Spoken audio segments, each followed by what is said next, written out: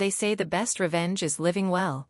But you know what's better than living well? Signing your cheating ex-husband's termination papers. My name is Victoria Chen, and this is the story of how I went from being the betrayed wife of a corporate climber to becoming the CEO of the company he worked for, and making his life a living hell in the process. This isn't a fairy tale.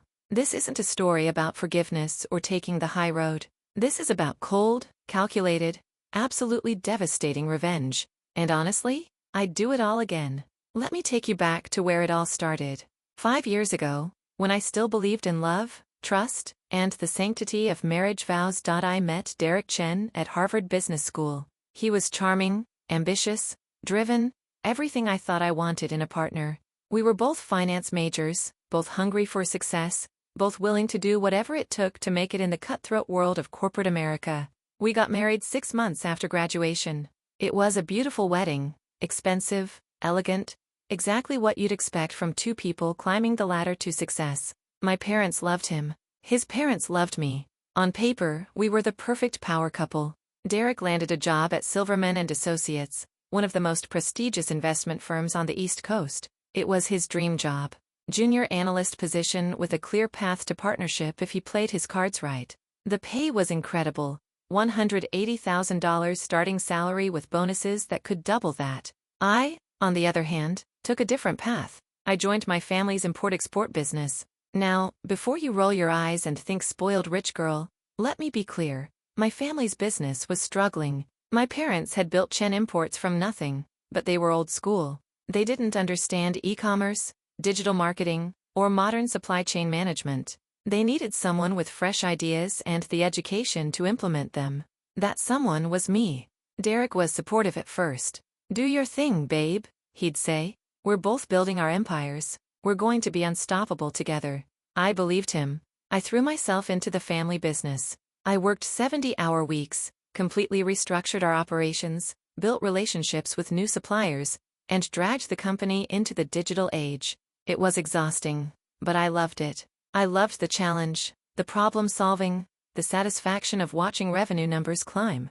Within 2 years, I'd tripled our annual revenue. Chen Imports went from $5 million to $15 million in sales. My parents were thrilled. They started talking about retirement, about me taking over completely. Derek seemed happy for me. He'd celebrate my wins, toast to my successes, brag about his boss wife to his colleagues. But looking back now, I can see the signs I missed. The way his smile never quite reached his eyes when I talked about a big deal, the subtle comments about how I was always working, the increasing number of late nights at the office on his end. By year 3 of our marriage, we were living parallel lives. I was consumed with growing the business. He was consumed with climbing the corporate ladder at Silverman & Associates. We were roommates who occasionally had sex, not partners, not lovers. I told myself this was normal. This was what ambitious couples did. You sacrifice togetherness for success. And eventually, when you've both made it, you get to enjoy the fruits of your labor together. I was so naive. Year 4 of our marriage, Derek got promoted. Senior analyst. $300,000 base salary plus bonuses. He was ecstatic. We went out for an expensive dinner, drank champagne that cost more than most people's rent, and he told me he loved me. "We're doing it, Vic," he said, using the nickname only he called me. "We're building the life we always dreamed about." I believed him. God, I actually believed him. That same year, I pulled off the biggest deal of my career. I secured an exclusive contract with a major South Korean electronics manufacturer. It was a $50 million deal over 5 years. My parents cried when I told them. The board of directors, which consisted of my parents, my uncle, and 2 family friends, voted unanimously to make me CEO. At 28 years old, I was the CEO of a company doing $50 million in annual revenue. Derek took me out to celebrate. We went to the same restaurant where we'd celebrated his promotion. He ordered the same expensive champagne. He told me he was proud of me. But this time, I noticed something in his eyes. Something I couldn't quite name. It wasn't pride. It wasn't happiness. It was resentment. I pushed the thought away. I was being paranoid, I told myself. Derek loved me. Derek supported me. We were a team. 3 months later, everything fell apart. It was a Tuesday. I remember because Tuesdays were always our lightest days at the office. I decided to leave work early, something I rarely did. And surprised Derek with his favorite dinner from this Thai place we used to go to when we were dating. I wanted to reconnect. I'd been feeling the distance between us growing, and I thought maybe we just needed to make more effort. Quality time, intentional intimacy, all the things the relationship podcasts I'd been secretly listening to suggested. I got home at 5:30 p.m. Derek's car was in the driveway, which was unusual. He normally didn't get home until at least 8 p.m. I walked into our house, our beautiful $2.3 million house in the suburbs that we'd bought with my signing bonus from the Korean deal and his savings, and I heard something. Laughter. A woman's laughter, coming from upstairs. My first thought wasn't suspicion. It was confusion. Maybe Derek was on a video call with a colleague. Maybe he'd invited a work friend over and forgot to tell me. I walked up the stairs, still holding the bag of Thai food. The laughter was coming from our bedroom.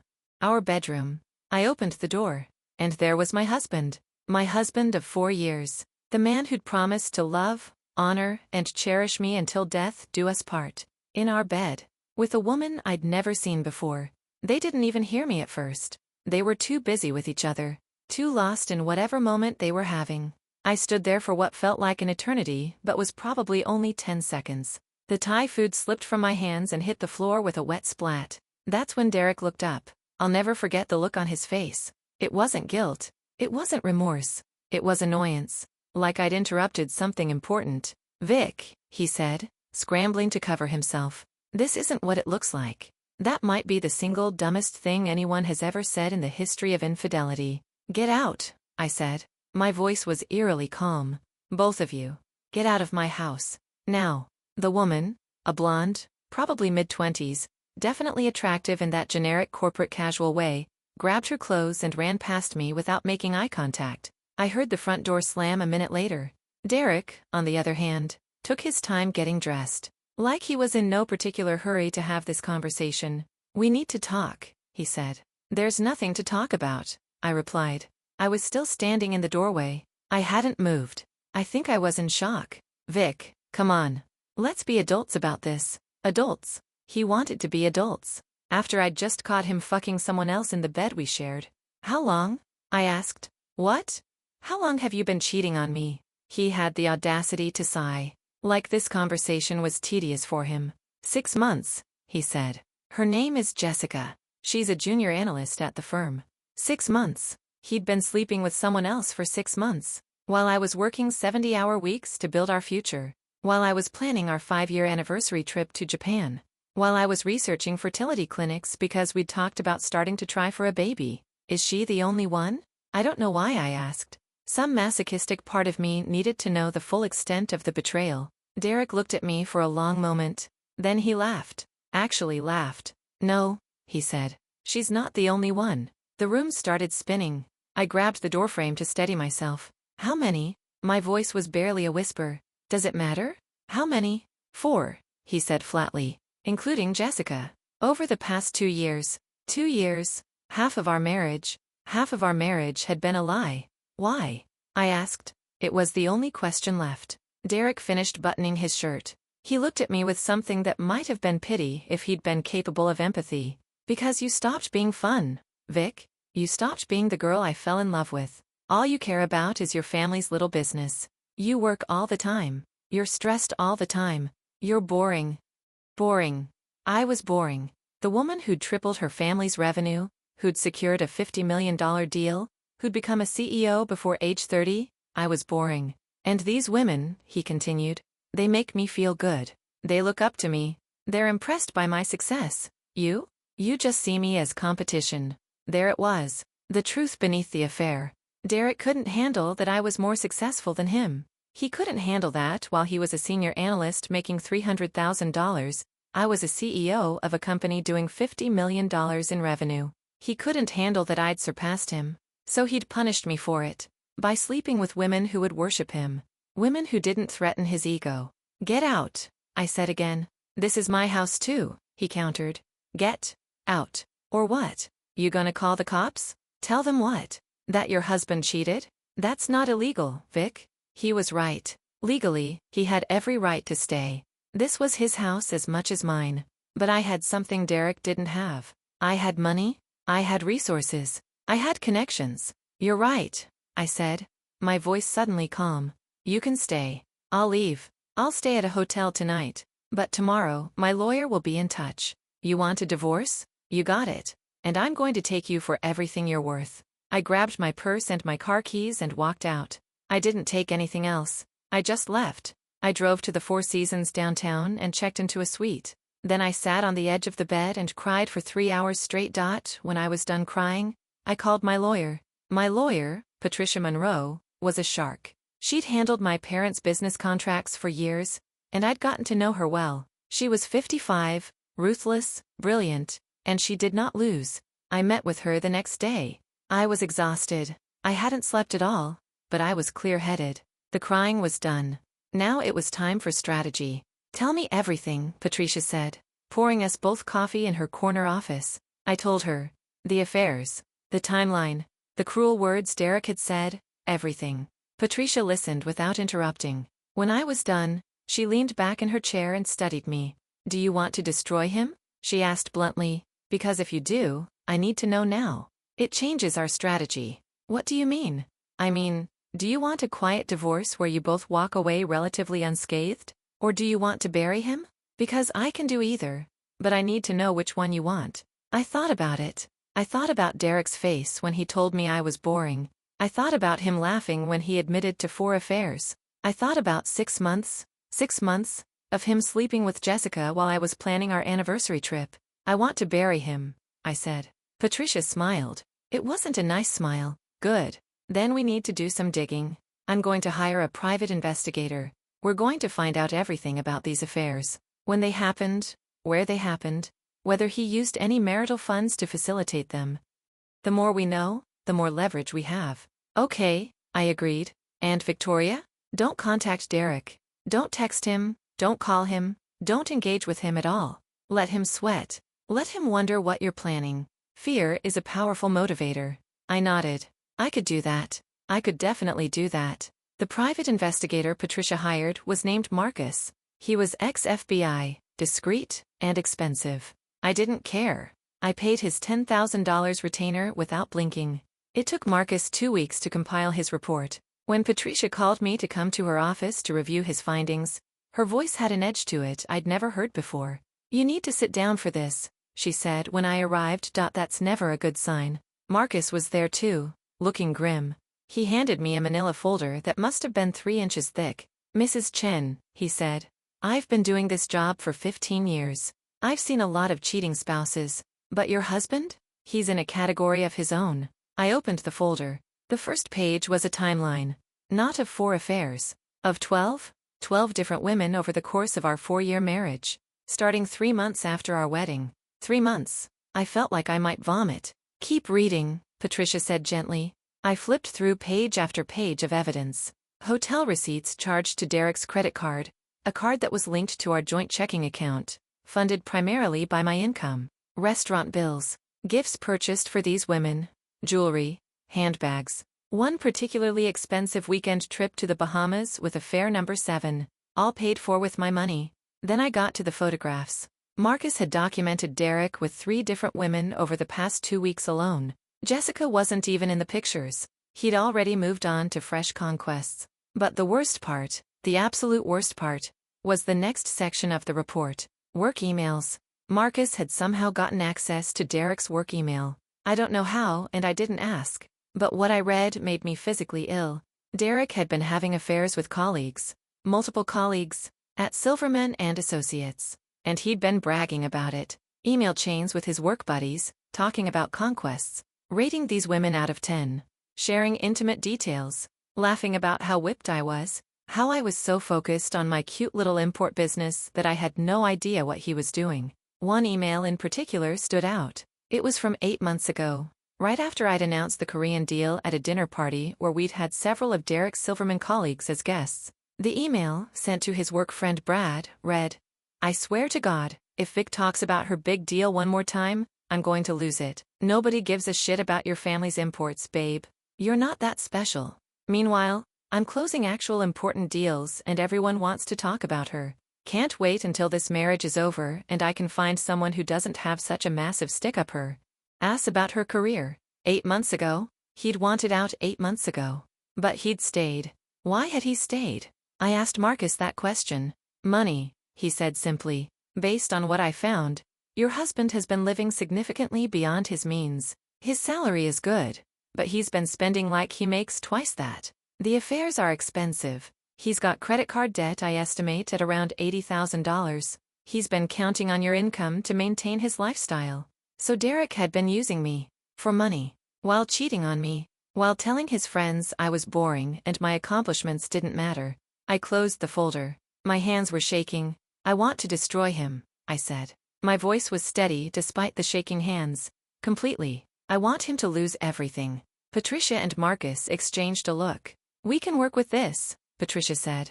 The adultery, the use of marital funds to facilitate affairs, the emotional abuse documented in these emails, we can bury him in the divorce. But Victoria, I have to tell you, divorce is one thing. What happens to his career is another. I can't guarantee Silverman and Associates will care about his personal life. What if they did care? I asked. What do you mean? An idea was forming in my mind. A terrible, beautiful, absolutely insane idea. What if someone bought Silverman and Associates? I asked slowly. What if someone bought the company Derek works for and became his boss? Patricia's eyes widened. That's ambitious. Silverman is a major firm. The acquisition would cost hundreds of millions, I finished. I know. You don't have that kind of money, Victoria. No, I agreed. But I know people who do. Let me explain something about the import-export business. It's not glamorous. Nobody makes movies about shipping container logistics. But it's incredibly lucrative. And it connects you to some of the wealthiest people in the world. My family's business had relationships with manufacturing giants across Asia. We'd built trust over decades. And one of our biggest partners was the Lee Corporation, a South Korean conglomerate with interests in everything from electronics to real estate to finance.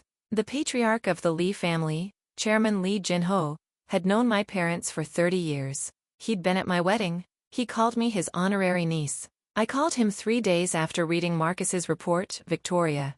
Chairman Lee's warm voice came through the phone. It's wonderful to hear from you. How are you, child? I'm well, Chairman Lee. Thank you for asking. I was wondering if you might have time to meet with me this week. I have a business proposition I'd like to discuss. Of course. Of course. Are you in Seoul? No, sir. I'm in New York. But I can fly to Seoul tomorrow if you're available. There was a pause. Chairman Lee was shrewd. He could probably hear something in my voice. This must be important, he said carefully. It is, sir. Then come to Seoul. I'll make time. And Victoria? Whatever this is about, I hope you know you can speak freely with me. Your family is my family. I flew to Seoul the next day. First class on Lee Corporation's tab, Chairman Lee had insisted.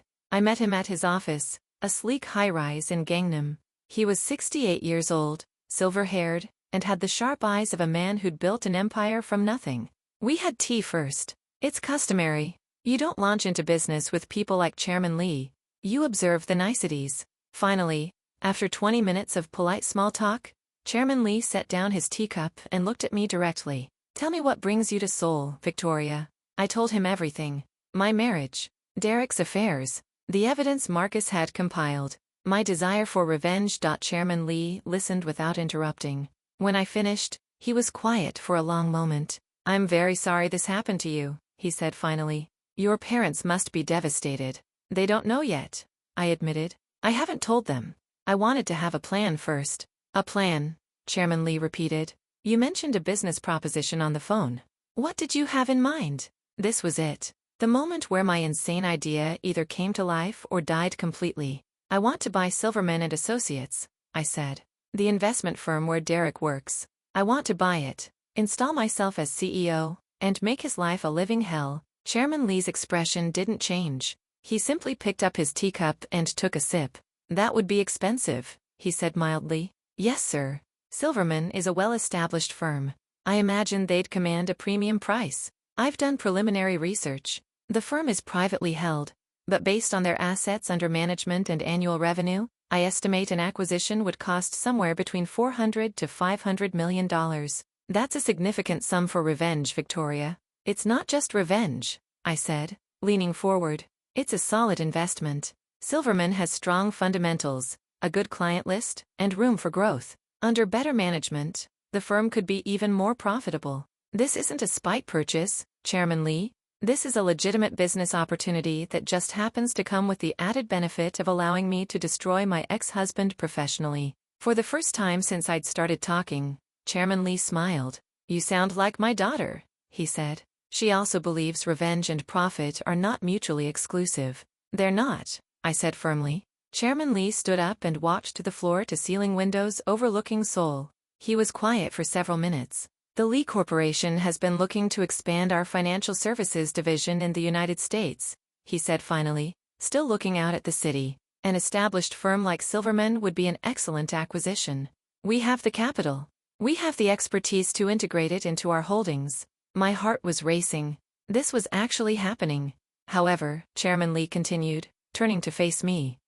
I cannot justify a $500 million acquisition solely for your personal vendetta, no matter how much I care for your family. My heart sank. But, he said, and that one word gave me hope again, if you were willing to merge Chen Imports into the Lee Corporation as part of this deal, and if you were willing to lead the American Financial Services Division after we acquire Silverman, essentially becoming the CEO who runs the firm, then I could justify this to my board. I processed what he was saying.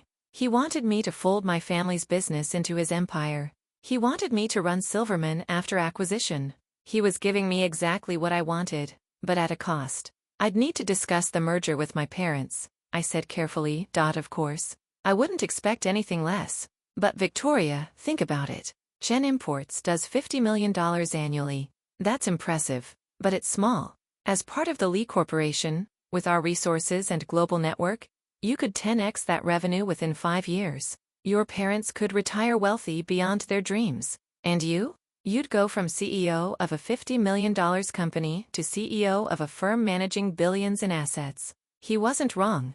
This was an opportunity that went far beyond revenge. This was a career move that would catapult me into an entirely different league. I'll talk to my parents, I said. Good. You have 1 week. If they agree to the merger, I'll begin the acquisition process for Silverman. We'll move quickly. Lee Corporation doesn't waste time. Within 6 months, you could be Derek's boss. I flew back to New York that night. My head was spinning with possibilities. I met with my parents the next day. I told them everything. The affairs, the divorce, Chairman Lee's proposal. My mother cried.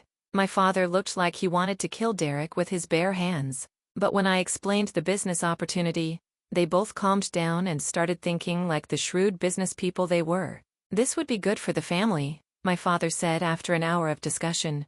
Chairman Lee is offering us more than fair value for the company, and as part of the Lee Corporation, the Chen name would be associated with one of the most powerful conglomerates in Asia. But this is your legacy, I said. The company you built. Are you sure you want to give it up? My mother reached across the table and took my hand. Darling, she said. The company was always meant to be yours eventually. Whether you run it as Chen Imports or as part of something bigger, it's still yours. And if this path allows you to also get justice against that bastard you married, then I say we take it. My father nodded. Agreed. Call Chairman Lee. Tell him we're in. I did. The merger negotiations took 3 weeks. Patricia handled the legal side. The Lee Corporation's lawyers were efficient and professional. My parents were getting $75 million for Chen Imports, plus guaranteed board positions in the Lee Corporation's American division, plus a generous consulting arrangement. It was more money than they'd ever dreamed of. While the merger was being finalized, the Lee Corporation's acquisition team began quietly approaching Silverman and Associates about a buyout. Silverman was owned by its founding partners, 3 men in their 60s who were looking to retire. They'd been talking about succession planning for years but hadn't found the right buyers. The Lee Corporation offered them $480 million, above market rate, a premium for speed and discretion. The Silverman partners jumped at it. The acquisition took 4 months to complete. It was kept quiet. These things always are until the paperwork is signed. Derek had no idea his company was being sold. None of the employees did. During those 4 months, I finalized my divorce. With all the evidence Marcus had compiled, Derek didn't have a leg to stand on. He tried to argue for half my assets, but Patricia buried him. The judge was not sympathetic to a man who'd committed serial adultery and used marital funds to finance his affairs. I got the house. I got 80% of our joint assets. Derek got his credit card debt and a monthly alimony payment to me of $3,000 for 3 years, because technically my income had been higher during the marriage. That's right. My cheating ex-husband had to pay me alimony. Derek was furious. He tried to fight it, but his lawyer convinced him to settle. Going to trial would mean all his affairs becoming public record. He signed the papers 2 weeks before the Silverman acquisition closed. 1 week later, Derek came into work on a Monday morning to find an all-staff email announcing that Silverman and Associates had been acquired by the Lee Corporation and would now be operating as Silverman Lee Financial Services. The email also announced that there would be a new CEO effective immediately. Victoria Chen. I'll never forget my first day as CEO of Silverman Lee Financial Services. I arrived at 7 a.m., before any of the regular staff. I wanted to be there, in my new corner office, when everyone started trickling in. The office was beautiful. Floor-to-ceiling windows overlooking Manhattan. A massive mahogany desk. Original art on the walls. This office had belonged to Richard Silverman, the founding partner. Now it was mine. I was sitting behind that desk, reviewing personnel files, when my assistant, Jennifer, who'd been Silverman's assistant and had agreed to stay on, knocked on my door. "Miss Chen, the staff is starting to arrive. There are a lot of people who want to meet you." "I'll come out," I said. "I want to walk the floor, introduce myself properly." I stood up, smoothed down my suit, a custom navy Armani that probably cost more than Derek's monthly salary, and walked out into the main office area. People were gathering, whispering. They'd all gotten the email, but seeing me in person was different. I was young, only 29 now. I was a woman. I was Asian, in a company that had been run by old white men for 40 years. I was a shock to the system. Good. I spotted Derek immediately. He was standing near his desk, looking at his phone, oblivious to my presence. "Good morning, everyone," I said, my voice carrying across the office. "I'm Victoria Chen, your new CEO. I'm looking forward to working with all of you and taking Silverman Lee to new heights. My door is always open. If you have questions, concerns, or ideas, please don't hesitate to reach out." That's when Derek looked up. I wish I could have taken a picture of his face. The color literally drained from his features. His mouth fell open. His phone slipped from his hand and clattered to the floor. "Derek," I said pleasantly, making direct eye contact. "It's good to see you.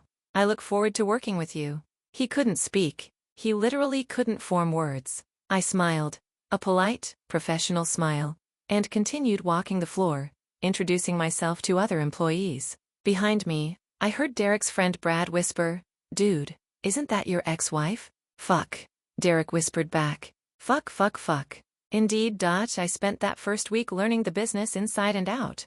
I met with every department head. I reviewed every major account. I studied performance metrics, client satisfaction scores, revenue projections. And I scheduled one-on-one meetings with every employee, starting with the senior analysts. Derek's meeting was scheduled for Friday at 4 p.m. I made him wait all week. When he finally walked into my office on Friday, he looked like he hadn't slept in days. "Sit down, Derek," I said, gesturing to the chair across from my desk. He sat. He looked defeated already, and I hadn't even said anything yet. "I've been reviewing your file," I said, opening a folder in front of me. "Your performance over the past 2 years has been inconsistent. You closed the Hartman account, which was impressive, but you also lost the Morrison account and the Feldstein account. Your client retention rate is below the firm average, and several clients have complained about your responsiveness." This was all true. Derek was mediocre at his job. He'd been coasting on charm and the reputation of the firm. "I can do better," Derek said quickly. "I know I've had some setbacks, but you're also being paid above market rate for your position," I continued, ignoring his interruption. "Senior analysts at comparable firms make an average of $280,000. You're making $320,000. That's a $40,000 premium for performance that doesn't justify it." Derek's face went red. "I've been with this firm for 5 years. I have seniority." "Seniority doesn't excuse poor performance, Derek. Here's what's going to happen. Your salary is being adjusted to match market rate, effective next pay period. That's a $40,000 pay cut. Additionally, you're being moved from the private equity division to the wealth management division. You'll be managing individual client portfolios instead of institutional accounts." This was a demotion, a significant one. Wealth management was seen as less prestigious, less lucrative. You can't do this, Derek said, his voice rising. I absolutely can. I'm the CEO. I can structure my team however I see fit. And right now, I don't see you as a fit for the PE division. This is personal, Derek accused. You're punishing me because of the divorce. I leaned back in my chair and looked at him calmly. Derek, if this were personal, you'd be fired. The fact that you still have a job at all is me being generous. But let me be crystal clear. Your performance has been subpar, your compensation has been inflated, and those are business facts that have nothing to do with our former relationship. If you don't like the new arrangement, you're welcome to resign. I slid a piece of paper across the desk. This is your new employment contract reflecting the changes we discussed. You have until Monday to sign it. If you don't sign, we'll consider that your resignation, and you'll be out by end of business Monday. Derek stared at the contract like it was a snake. I could sue you for this, he said. Wrongful termination. Hostile work environment. You could try, I agreed. But then I'd have to introduce evidence of your pattern of sexual relationships with subordinates, specifically, the 4 junior analysts you've slept with over the past 3 years, 3 of whom still work here. I believe that violates the company's fraternization policy, which carries a penalty of immediate termination. So please, Derek, feel free to sue me. I'd love to have that conversation in court. His face went white. How did you? I'm the CEO. I have access to everything, including HR complaints that were filed and mysteriously buried by your former bosses. This firm has a sexual harassment problem, and I'm going to fix it. Starting with you. Derek looked like he might throw up. Sign the contract, Derek. Be grateful you still have a job. He grabbed the paper and stumbled out of my office. He signed the contract on Monday. Over the next 6 months, I systematically fixed everything that was broken at Silverman Lee. I fired 3 senior partners who'd been coasting and protecting their cronies. I promoted talented women and people of color who'd been passed over for years. I implemented strict policies around workplace harassment and fraternization. And I watched Derek struggle. In wealth management, he was mediocre at best. He didn't have the patience for individual clients. He didn't have the empathy. He was used to the aggressive, bro-culture environment of private equity, where being an asshole was almost an asset. In wealth management, being an asshole just meant you lost clients. He lost 7 clients in his first 3 months. That's almost unheard of in wealth management, where the whole point is building long-term relationships. I gave him a formal warning, then another, then a third. On the 3rd warning, I told him he was being placed on a performance improvement plan. 30 days to turn his numbers around or face termination. You're setting me up to fail, he said during that meeting. We're 9 months into my tenure as CEO? No, Derek. You're failing all on your own.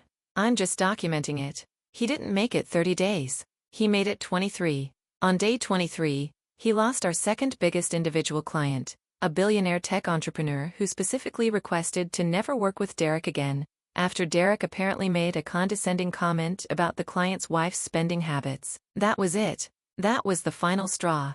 I called Derek into my office on a Friday afternoon. It was almost poetic. A year to the day from when I'd caught him cheating. Derek, I said when he sat down, I'm terminating your employment effective immediately. I slid a folder across the desk. This is your severance package. 2 weeks' pay, which is the minimum required by your contract. Your benefits end at the end of the month. Security will escort you out of the building. You have 1 hour to pack your personal items. Derek stared at me. For a moment, I thought he might cry. You did this on purpose, he said finally. All of it. The acquisition, becoming CEO, moving me to wealth management. You orchestrated all of this just to fire me. I could have denied it. I could have kept up the pretense that this was purely business. But I didn't. Yes, I said simply. I did. Why? His voice cracked. Why go to all this trouble? You got the divorce. You got the house. You got everything. Why wasn't that enough? I stood up and walked to the window, looking out at Manhattan. Because you broke my heart, Derek. You made me feel worthless. You used me for money while sleeping with other women. You told your friends I was boring, that my accomplishments didn't matter. You spent 4 years making me feel small. I turned to look at him. So I wanted you to feel small too. I wanted you to know what it's like to be powerless. To have someone control your livelihood, your income, your future. I wanted you to experience a fraction of the humiliation I felt when I caught you in our bed with another woman. Derek's hands were shaking. This is crazy. You're crazy. Maybe, I agreed. Or maybe this is just what happens when you underestimate your boring wife. Security arrived then. I'd had them waiting outside. Gentlemen, please escort Mr. Chen out of the building. He's no longer an employee here. Derek stood up. He looked broken, small, defeated. As security let him out, I called after him. Derek, that alimony you owe me? I'm going to need you to keep making those payments. I know you just lost your job, but a court order is a court order. You might want to start looking for new employment soon. He didn't respond. He just walked out, flanked by security guards. I sat back down at my desk and pulled up my calendar. I had a meeting with a potential new client in 30 minutes. A major pharmaceutical company looking to move their entire investment portfolio to our firm. It would be a $200 million account. My phone buzzed. It was a text from Patricia. I heard Derek got fired. You okay? I texted back, I'm perfect. And I was. That was 2 years ago. Today, I'm 31 years old. I'm still the CEO of Silverman Lee Financial Services. Under my leadership, the firm has grown from $3 billion in assets under management to $8 billion. We've expanded into 3 new markets. We've been ranked as one of the best places to work in finance by multiple industry publications. I'm engaged to a wonderful man named James who's a professor of literature at Columbia. He thinks my revenge story is insane and slightly terrifying, but also kind of hot. We're getting married next spring. My parents retired and spend half the year in California and half in Taiwan. They're happier than I've ever seen them. Derek? Last I heard, he's working at a mid-tier firm making about half what he made at Silverman. He's still paying me alimony for 1 more year. I donate it to women's shelters and organizations that help victims of infidelity. People ask me sometimes if I regret it. If I think the revenge was worth it. If I went too far. My answer is always the same. I regret marrying Derek. I regret trusting him. I regret wasting 4 years of my life on someone who didn't value me. But the revenge? Buying the company just to fire him? Systematically dismantling his career the way he tried to dismantle my self-worth? I don't regret that for a second. Because here's what I learned. You don't have to take the high road. You don't have to forgive people who hurt you. You don't have to be the bigger person. Sometimes, the best revenge isn't living well. It's making sure the person who hurt you lives poorly. Did I go to extreme lengths? Absolutely. Did I spend an obscene amount of money, well, Chairman Lee's money, on a revenge plot? 100%. But you know what? I also built an incredible career in the process. I turned a good firm into a great one. I gave opportunities to talented people who'd been overlooked. I implemented policies that made the workplace safer and more equitable. The revenge was personal, but the impact was professional, and I'm proud of both. So if you're out there, nursing a broken heart, wondering if revenge is worth it, I can't answer that for you. Everyone's situation is different. But I can tell you this. If you're going to get revenge, make sure it's spectacular. Make sure it's strategic. Make sure that when it's all over, you're not just bringing them down, you're lifting yourself up. Because the best revenge isn't just making them suffer. It's making them watch while you succeed beyond their wildest dreams. Derek once told me I was boring. That my accomplishments didn't matter. That I wasn't special. Now I'm the CEO of a multi-billion-dollar firm. And he's not. Funny how things work out. This is Victoria Chen, signing off from Love and Chaos. Because sometimes, love ends in chaos. And sometimes, chaos ends in victory.